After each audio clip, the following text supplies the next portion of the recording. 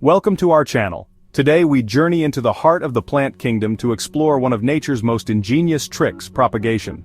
Just as a single seed holds the blueprint for an entire plant, so too do many plants possess the remarkable ability to regenerate from mere fragments of themselves. Join us as we unlock the secrets to multiplying your own leafy companions, at no cost at all, and discover the profound satisfaction of nurturing new life from the old. Our first subject, the pothos, is a master of survival, readily taking root in its native tropical forests. This plant is known for its resilience and adaptability, thriving in a variety of conditions and environments. Observe, if you will, this healthy vine. Its leaves are vibrant and full of life, a testament to its robust nature. We choose a section for our cutting, ensuring it has at least 4 nodes, those subtle bumps along the stem from which new growth will emerge. These nodes are crucial as they are the points from which roots will develop. With a clean, sharp cut just below a node, we've taken our first step towards creating an entirely new plant. Precision is key here to ensure the cutting has the best chance of thriving.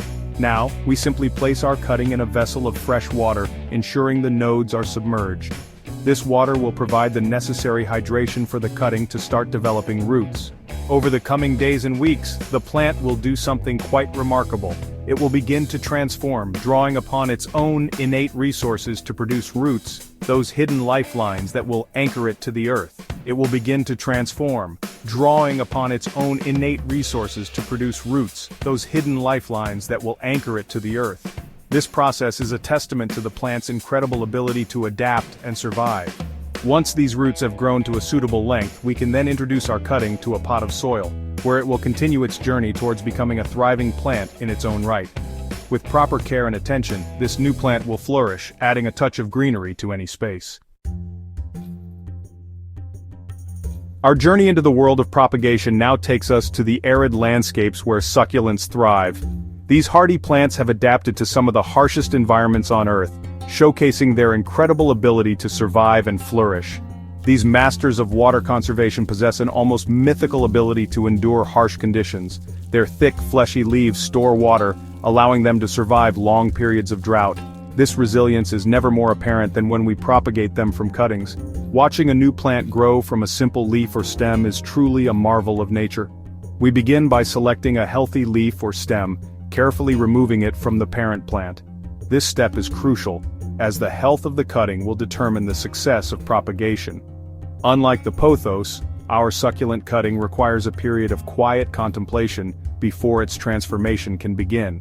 This resting period allows the cut end to heal and prepare for the next stage. We allow the cut end to dry for a few days, forming a protective callus. This callus acts as a barrier against infection and rot, ensuring the cutting remains healthy. This crucial step prevents rot and encourages the plant to focus its energy on root development. Without this callus, the cutting would be vulnerable to disease. Once calloused, we gently place the cutting atop a bed of well-draining soil, mimicking the airy, porous substrate of its natural habitat. This type of soil is essential for preventing water retention and promoting healthy root growth.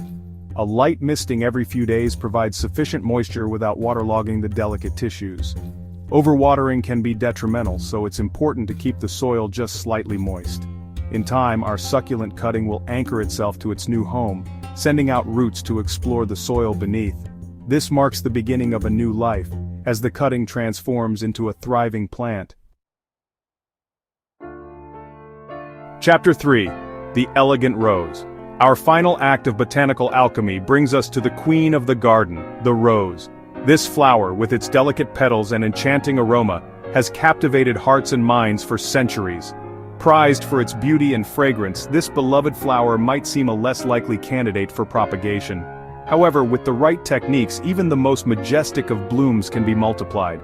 But fear not, for even the most regal of plants possess an innate drive to reproduce. This natural inclination can be harnessed with a bit of knowledge and care.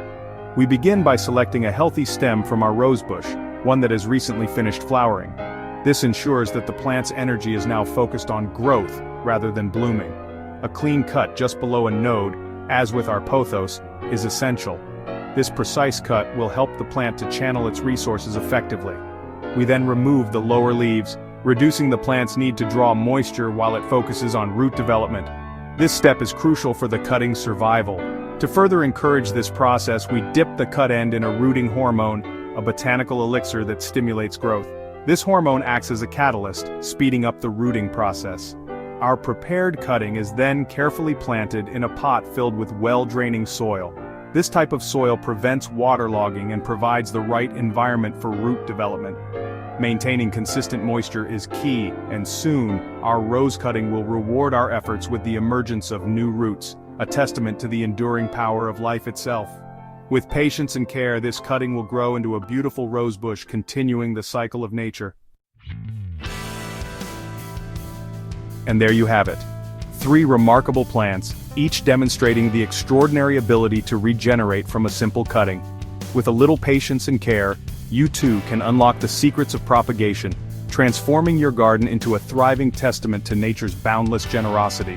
Remember to subscribe to our channel for more insights into the wonders of the natural world, and until next time, may your gardens flourish.